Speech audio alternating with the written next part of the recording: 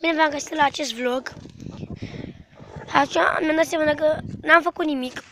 Și acum o să vă arăt porumbeii mei iară. Să vă arăt două porumbițe. Două porumbițe foarte bune în jocuri. În campion. Că sunt campioane. Și ele încă sunt pui, nu sunt mature. Haideți să vă arăt acum cum îi dau eu drumul. Stați așa, să scot prima dată porumbița asta, să scot și acum o să scot porumbița asta.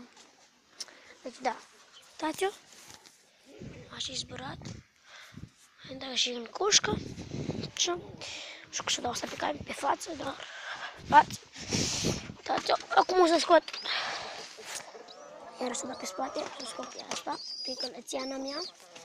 Călățeana mea originală, ea este, așa, o gălățeană originală, uitați-o, uitați în coșcă.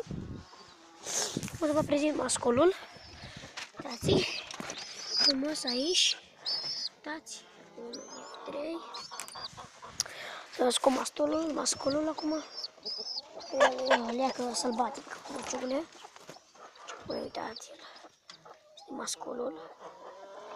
Așa, el este mascolul meu, e unul dintre porumbei mei favoriți, este cea porumbiță care am dat ultima la zbor. Aceea este aia mea preferată.